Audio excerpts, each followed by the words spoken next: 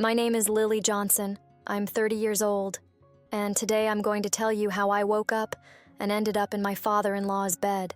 I live in San Diego, California. It all started when my father-in-law, George Miller, a charming and wise man of 55, lived with me and my husband since my mother-in-law passed away. I've been married to Matthew Johnson for 7 years now. Matthew is a man of 32.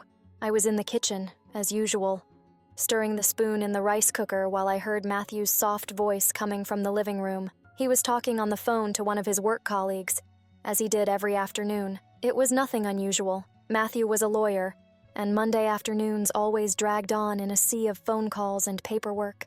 I was used to it. The sound of water bubbling in the pot was what seemed most natural to me at that moment. That house in San Diego always had a quiet calm, but there was something different in the air that day. Suddenly, the front door opened.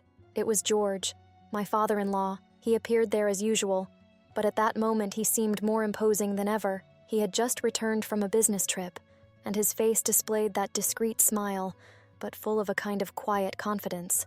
George had never been the kind of person to make a name for himself. Unlike Matthew, who possessed an energy that dominated any environment, George was the kind of man who stayed on the fringes of the hustle and bustle, but whose gaze, when you noticed him, seemed to absorb everything around him. The first time I saw him, years ago, I immediately felt at ease with him, and that's how I always felt. He was friendly, but with a peculiar calm that made me feel that time slowed down when he spoke. His way of looking at you made you feel at the center of the world, but without any pressure. It was the kind of presence that only an experienced man could have.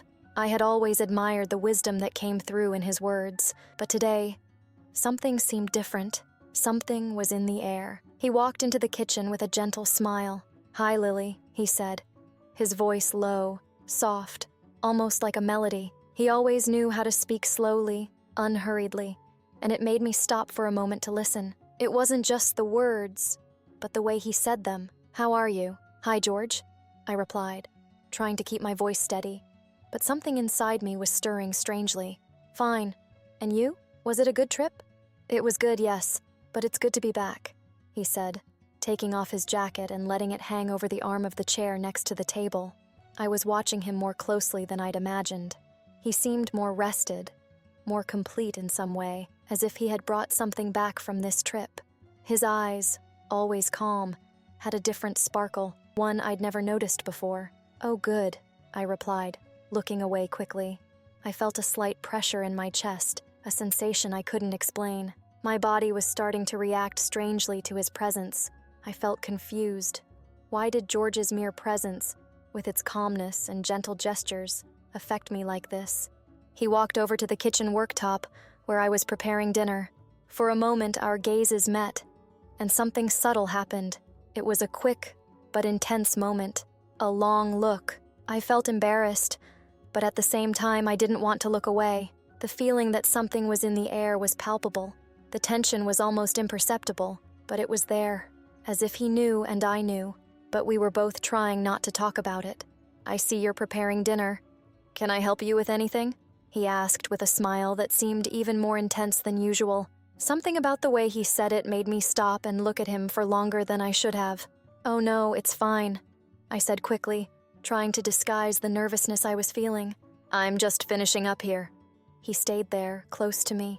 I didn't feel uncomfortable, but something inside me told me that I was beginning to see my father-in-law differently. He, who had always been a distant and respectable figure, now seemed to be closer to me in a way I couldn't define. When he reached out to take a knife from my hand, something happened. His hands touched mine briefly, but it was enough for an electric current to run through my body. I couldn't ignore the heat that rose in my face or the acceleration of my heart. "I'm sorry," he said immediately, withdrawing his hand as if he had noticed the touch. "I didn't mean to scare you." "No, it's fine," I replied, not knowing what to say. I tried to smile, but he probably realized that I was more nervous than usual. He didn't seem to mind and just carried on helping. What was strange was that, while he stood there, I felt torn.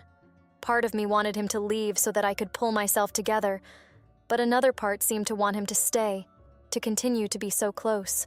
The conversation was uncomfortably normal after that. We talked about everyday trivialities. He asked about Matthew's work, about how things were going at home, and I answered automatically. But with every word he said, something in me stirred. It was as if I was paying more attention to the way he moved, the tone of his voice, the way he looked at me from the corner of his eye. What had seemed so calm and unassuming before now seemed to carry something else. Something I didn't know how to deal with.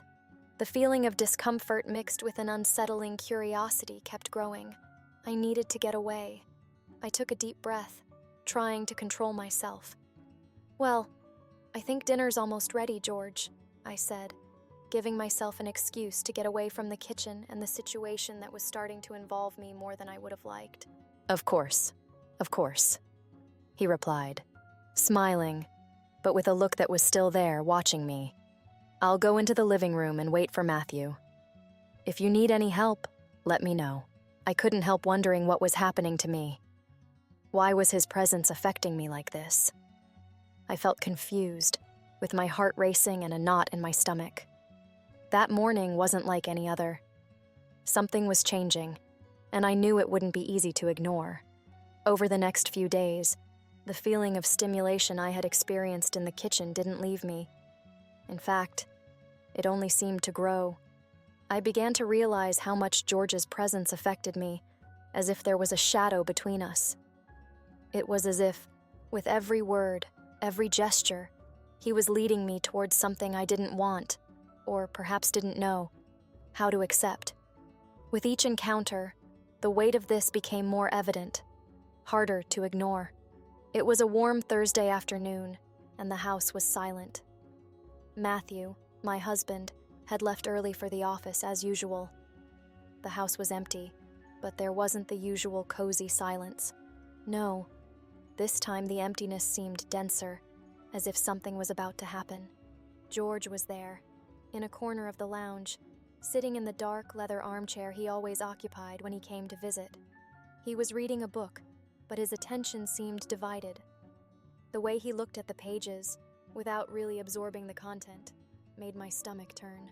I wasn't sure where things were going anymore, but I knew that my mind was in a whirlwind of conflicting feelings. My footsteps echoed down the corridor as I approached the living room. George heard me coming and looked up from his book, a soft smile on his lips. He always had this calm way of looking at me, unhurried, in no hurry at all. But at that moment, the way he looked at me seemed different. It was as if he knew what was happening to me, as if he knew what was going through my head.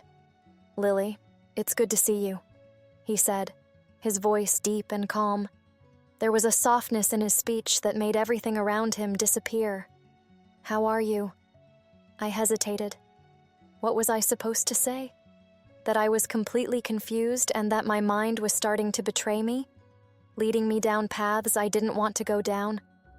I couldn't. What would he think of me? I couldn't be weak. I couldn't be so vulnerable in the face of something like this, so I just smiled and leaned against the door. "I'm fine. What about the most handsome father-in-law in this country? How are you?" I said, trying to keep my tone casual, as if nothing was happening. "Oh, fine," he replied, closing his book and putting it to one side. He stood up and took a step towards me, still with that gentle smile. "I was just reading, but for some reason I can't concentrate properly. I think it's too hot a day to be stuck on those words." I laughed, trying to relax, but something in the air was still heavy. Something wasn't right, and I didn't know what it was. "I understand," I said, forcing a smile. "I think it's really hot today." Even I couldn't concentrate on anything. All I can think about is how stifling the heat is. I felt his presence next to me with an intensity I could no longer control. For a moment, all I could do was stay silent. His gaze was fixed, but not in a way that was invasive. It was more like he was waiting for something, waiting for me to say something, or perhaps waiting for me to look at him the way he looked at me. "You know," he began, finally breaking the silence, "I think we've seen very little of each other, Lily. You've been pretty busy, haven't you?" I didn't know what to say. Yes, I was busy, but the reason why I was withdrawing from everything and everyone was becoming increasingly clear. I no longer knew how to deal with his presence. More and more, I found myself thinking about him, the subtle conversations we exchanged, the laughter that seemed to go on longer than necessary. I wondered if he felt it too. The way he looked at me made me feel as if time was dragging on, and every second was an eternity in which I was losing control. "You think? We can be closer now," I said, smiling, my voice lower than I would have liked it to be. "I've been a bit overwhelmed, you know, with Matthew's work and everything." He smiled again, but this time, there was something in his gaze that made me feel as if he was seeing past my facade, as if he was aware of the inner turmoil I was trying to hide. "I understand, but you know, Lily, whenever you need anything, you can count on me. I can be a good listener," he said, with the softness that only he had. I felt uncomfortable, but at the same time, a strangely comforting longing rose up inside me, as if those words had a greater weight than anything he had ever said, as if, somehow, he was offering more than his help. He was offering a kind of silent support that I didn't know where else to find. I wanted to stay there, to listen more, to hear what he had to say. But I couldn't. I couldn't, because I was at a point. I couldn't, because I was at a point where I already knew that my emotions were starting to deceive me. I took a step back, forcing a smile and trying to break the tension that was beginning to grow between us. "So I can count on you for anything, really?" He looked at me with those deep eyes, as if he were reading my soul. "Of course," he replied, and his voice was soft, almost a whisper. "I just wanted you to know that you can count on me for anything." And with that, he walked away, heading towards the corridor. I stood there, my heart beating harder than ever. I didn't know what was happening to me. His words kept echoing in my mind. What did he mean by that? I knew I was in a delicate situation, but my heart, which had once seemed calm and secure, was now in a whirlwind. I turned away from the window and looked out into the garden. The sun was already setting, and the shadows were beginning to lengthen, covering everything in a blanket of silence. It was as if the world outside was at peace, while inside me, the confusion only increased. I wondered how far that attraction could go, how far I could control it. But deep down, I knew it was only a matter of time. The summer didn't seem to want to let up, and the house, with its pale walls and fans circulating the sultry air, became more and more of an almost suffocating refuge. The days were hot, but the tension inside me was more unbearable than any heat wave we could face. The afternoons took on a different hue, as if the air around George and me was thicker.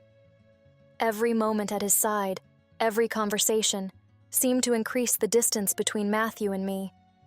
I no longer knew how to act, how to behave. Something was happening inside me, something I couldn't control. It was a Friday afternoon when I saw him again. The house was emptier than usual, as Matthew had left for a work event and would be gone for hours.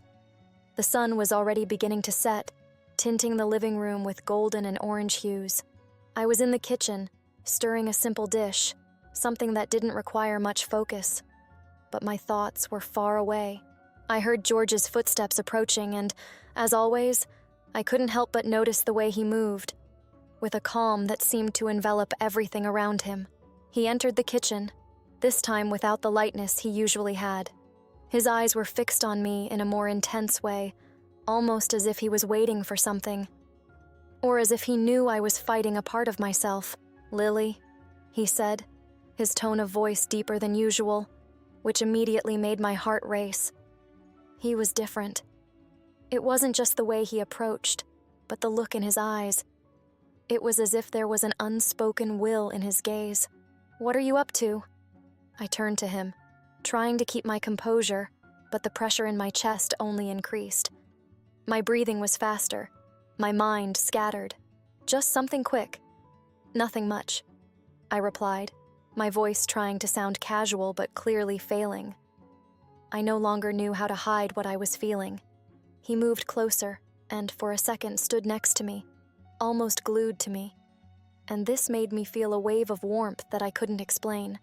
I always wonder how you can be so calm, Lily, even when everything around you seems to be rushing. George didn't look away. He was there, too close, and I could feel his presence like a weight on every cell of my body. I could hear the sound of my breathing becoming faster, more panting, and I knew he could tell too. The tension was building, and I didn't know how far it would go. He didn't speak again right away. Instead, he did something unexpected. He raised his hand, with a calmness that made my heart race, and gently touched my shoulder, as if to reassure me. But the gesture was comforting. "Lily," he murmured, his voice filled with a softness that seemed to envelop the air between us. "You don't have to stay away from me. I know what you're feeling. I'm feeling it too." Those words struck me like a bolt of lightning. Something inside me broke, and I didn't know what else to do. What did he mean by that? I felt something between us, an attraction that shouldn't exist, something forbidden. But somehow his words seemed to understand the confusion I felt, as if he knew exactly where I was emotionally, as if he was saying that I didn't need to fight it anymore. "George," I said, my voice low, almost a whisper, "this can't happen. I'm married to Matthew." He didn't move away. On the contrary, his presence seemed more imposing. He took a step closer and, before I could react, he touched my face with his fingertips, lightly, as if examining my expression, studying me.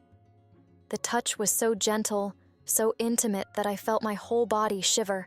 I wanted to push him away, but I couldn't. Something in me told me not to. "Lily," he said again, his voice deeper, more enveloping. "I know what's going on inside you.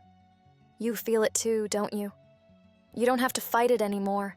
I took a deep breath, desperately trying to find some control.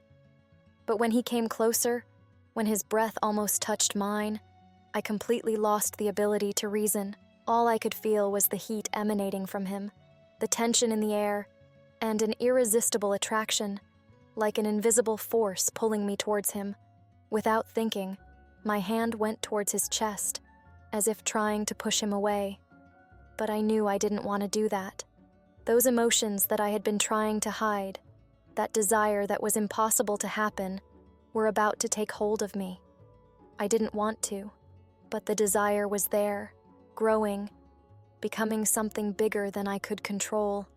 Before I could take a step back, he tilted his head slightly, touching my forehead with a gesture that seemed almost affectionate.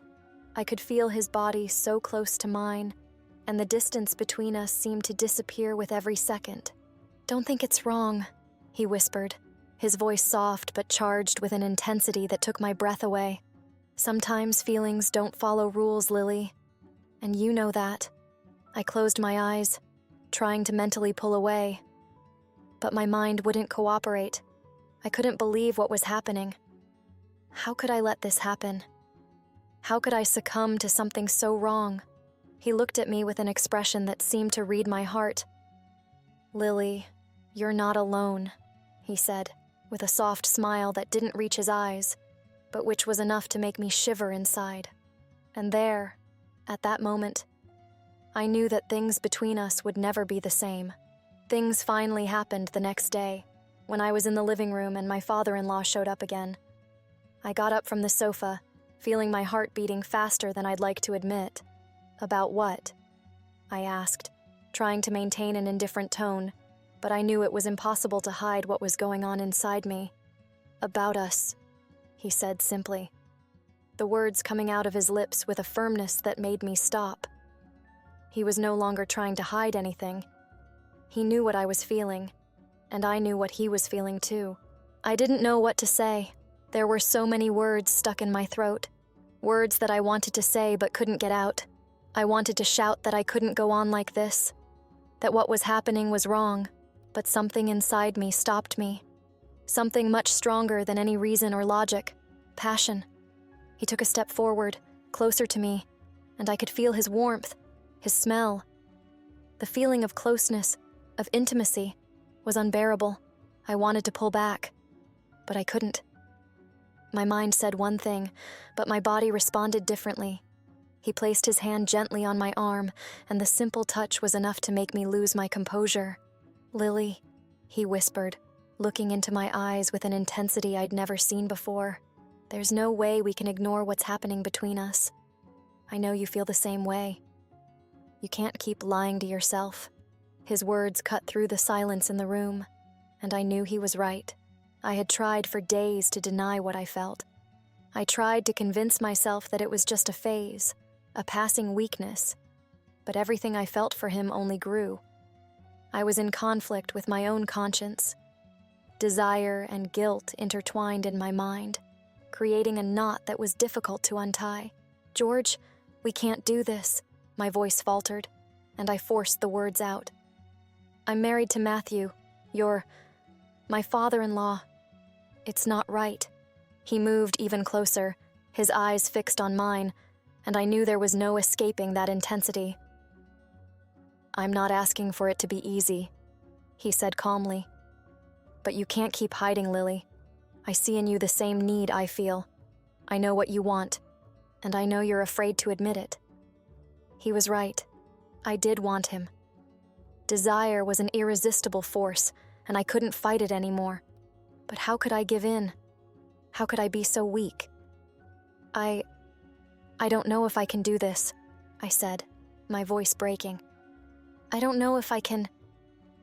He took a step closer. I was so close to him now that I could feel his breath. My mind was in a whirl, and I no longer knew what was right or wrong. I only knew that what was happening between us was something that couldn't be erased. It was real, and deep down, I wanted it, but I couldn't cope with the weight of guilt that consumed me.